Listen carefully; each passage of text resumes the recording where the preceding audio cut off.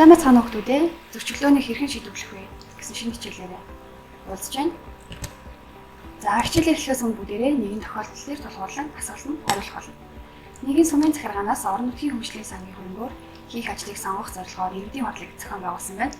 Сумын захиргаа иргэжил болох сумын ойн баярын арга хэмжээнд ихэнх хөрөнгийг зарцуулах санал гаргасан боловч иргэд дэмжээгүй. Зарим малчид тэр хөрөнгөөр худаг гаргах хэрэгтэй гэсэн бол зарим иргэд сумын төвийн халуун усны газар барих саналыг гаргасан байна. Гэвч нэгдсэн саналд хүрэлгүй маргалцаар дахин хурал хийхээр болжээ. За энэхүү тохиолдлыг тулгуурлаад бүгдээрээ дараах 3 асуултанд хариулан бичээрэй. Нэгдүгээр, энэхүү зөрчилдөөнийг шийдвэрлэх арга замуудыг олохын тулд юу хийх хэрэгтэй вэ?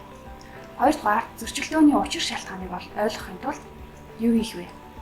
Дахиж энэ асуудлаар талуудын хооронд зөрчилдөөн гарахгүй байхын тулд мөн юу хийх шаардлагатай вэ гэсэн үндсэн 3 асуултанд хариулан бичээрэй. За тэгвэл зөрчилдөөнийг хэрхэн шийдвэрлэх боломжтой вэ? Зөрчилдөөнийг шийдвэрлэх зорилгоор зөрчилдөж буй шалтгааныг нээлттэй авч хэлэлцэн хоёр тал хүлээн авахаар нааштай шийдлийг ирж хайх, зөвшөлдсөх боломжит аргалыг сонгож болдог. За хэрвээ хоёр тал шаардлагатай гэж үзвэл харилцан хүлээн зөвшөөрсөн шийдлээ гэрээ хэлбэрт оруулан гарын хэсэг зорж баталгаажуулах боломжтой байдаг байна. Мөн зөрчилдөөнийг шийдвэрлэх хандлагуудын тухай Томас Килмний загварыг энэхүү слайдн дээр гаргасан байна. Тэгэхээр бид нар өөрсдийн хоорондын зөрчилдөөнийг шийдвэрлэхдээ хамгийн нэгдүгээр зайлсхийх аргыг ашиглаж болно. Энэ нь зөрчилдөөнөөс гадуур үлдэх, төвийг сагсан байр суурийг баримтлах, мөн сөргөлдөх буюу бусдын санал бодлыг үл авч авах, өөрийн зорилгыг л хүртэл болгох. Дээрэс нь зөрчилдөөнд буулт их буюу өөрийн итгэл үнэмшил болоод байр сууриас ухрах, татгалзах замаар асуудлыг шийдвэрлэж болдог.